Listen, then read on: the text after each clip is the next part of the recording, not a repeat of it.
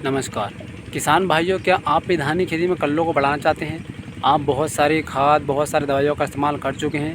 फिर भी अगर आपकी खेती में धान में कल्ले नहीं बढ़ रहे हैं तो ये खास वीडियो आज आपके लिए है। किसान भाइयों, आज की वीडियो के माध्यम में आपको बताने वाला हूँ बहुत सरल तरीके से और बहुत ही कम खर्च के अंदर कुछ ऐसे खाद और उन खादों का सही इस्तेमाल जिनको अगर आप अपनी खेती में प्रयोग करते हैं तो एक एक पौधे से यहाँ पर 50 से 60 70 कल्ले यहाँ पर कर सकते हैं। देखिए, बिल्कुल लाइव प्रूफ दिखाऊंगा अपने खेत का और एक एक चीज़ के बारे में बारीकी से बताऊंगा कि वो कौन से खाद हैं और किस प्रकार आपको इस्तेमाल करना है, कितनी मात्रा में इस्तेमाल करना है और किस तरीके से इस्तेमाल करना है, जिनको अगर आप अपनी खेती के अंदर डालते हो तो किस प्रकार से आपको रिजल्ट देखने को मिल सकता है। तो किसान भाई देखिए, आप भी जानते हैं अगर आपकी धान की खेती में जितनी ज़्यादा कलियाँ होंगे उतनी ज़्यादा बालें निकलेंगी और जितनी ज़्यादा बालें निकलेंगी उतनी ज़्यादा आपको उत्पादन देखने को मिल सकता है। तो चलिए सीधा आपको ले लेता हूँ अपने धान के प्लॉट पर और लाइव प्रूफ दिखाता हूँ किस प्रकार जो है आप धान में कल्लों को बढ़ा सकते हैं। तो जैसा किसान भाई वीडियो के अंदर आप देख पा रहे हैं, हमारा धान का प्लॉट है और आपको हर एक पौधे के अंदर यहाँ पर 40 50 60 कल्ले देखने को मिल जाएंगे।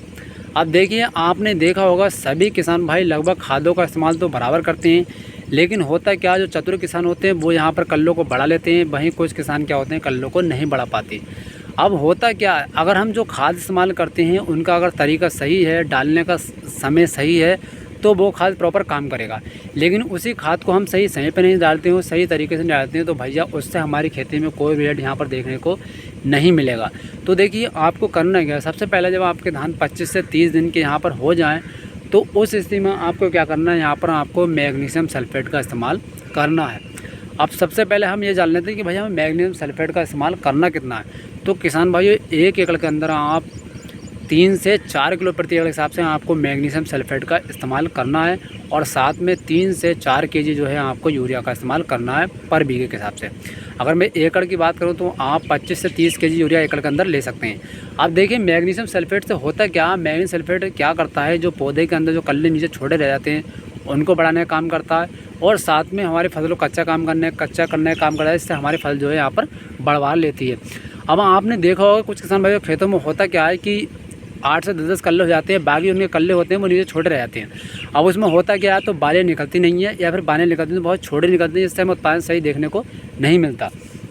तो अब हमें करना क्या है, अब हमें देखिए केवल मैग्नीशियम सल्फेट से यहाँ तक काम नहीं चलने वाला है, इसके साथ में हमें एक और खाद इस्तेमाल करना पड़ेगा।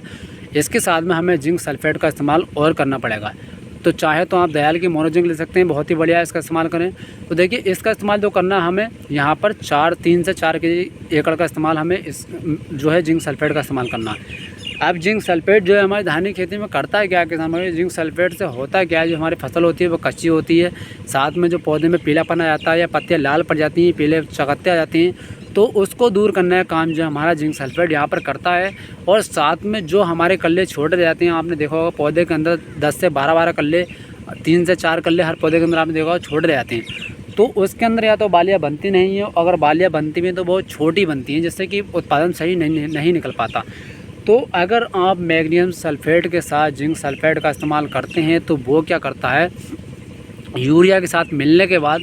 जो हमारी यहाँ पर पत्तियाँ छोटी रहती हैं, जो हमारे कल्ले बहुत छोटे रहते हैं यानी बढ़वार नहीं ले पाते या फिर बालें उनमें छोटी आती हैं, उनको बढ़ाने का काम ये करता है। तो इसका जो इस्तेमाल करना है आपको 3 से 4 केजी पर एकड़ के हिसाब से इस्तेमाल करना है। अब इसको जो डालना है किसान भाइयों, आपको 25 से 30 दिन बाद ही खेती के अंदर डालना है। और आपको डालना कब है, पहले आपको खेत के अंदर सिंचाई करनी है, आपकी खेती में पर्याप्त पानी होना चाहिए, तो आपको पहले क्या करना है, पहले सिंचाई कर देनी है, उसके बाद इन तीनों चीज़ों का आपको इस्तेमाल करना है। और इनको डालने के बाद आप 8 से 10 दिन बाद अपने खेत के अंदर जाकर रिजल्ट देखना, आपको बहुत ही बेहतरीन रिजल्ट देखने को मिलेगा और हर पौधे के अंदर आप 40 50 60 कल्ले यहाँ पर देखने को मिल सकते हैं, जैसे कि आप वीडियो के अंदर यहाँ पर देख पा रहे हैं।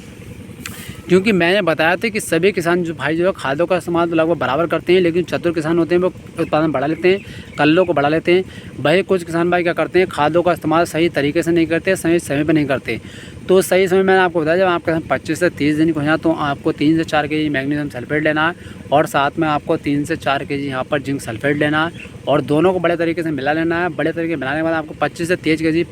केजी पर एकड़ के हिसाब से यूरिया लेना है और तीनों को मिलाकर आपको सिंचाई कर देनी है। सिंचाई करने के बाद आपको ये डाल देना है, तो इसका आपको बहुत ही ज़बरदस्त रिजल्ट देखने को मिलेगा और बहुत ही बढ़िया जो है आपकी पैदावार इससे होने वाली है। तो किसान भाई इन चीज़ों का इस्तेमाल करें, आपको बहुत ही अच्छा लाभ होगा। धन्यवाद।